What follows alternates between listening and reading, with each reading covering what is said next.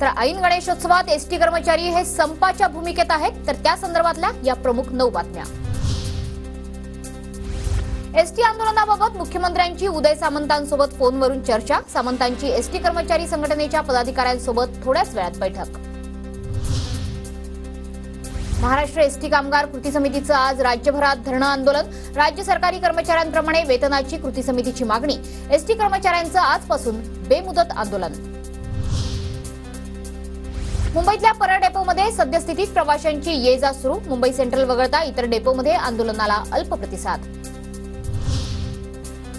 पुण्यातील स्वारगेट बस स्थानकातून जाणाऱ्या गाड्या बंद, 500 कर्मचारी संपावर, एसटी कर्मचाऱ्यांनी आंदोलन पुकारल्यामुळे प्रवाशांचे मोठे हाल। छत्रपती संभाजीनगर जिल्ह्यातही एसटी कर्मचाऱ्यांचा संप, एसटी कर्मचाऱ्यांच्या संपामुळे अनेक बस डेपो या डेपोमध्ये थांबून एसटी कर्मचारी संपावर गेल्यामुळे प्रवाशांचे हाल सुरू।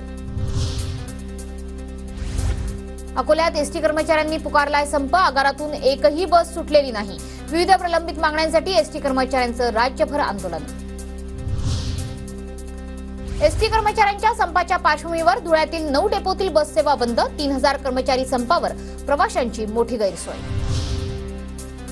अहमदनगरमधील श्रीरामपुरात लाल परीला ब्रेक, जिल्ह्यातील सर्व डेपो एसटी कामगारांचा संपात सहभाग, अंतिम इशारा देऊनही मागण्या मान्य न झाल्यानं कामगारांचा संप। भंडारा बस स्थानकावरील प्रवाशांना संपाचा फटका, शासनाकडून मागण्या मान्य न झाल्यास आंदोलन आणखी तीव्र होणार।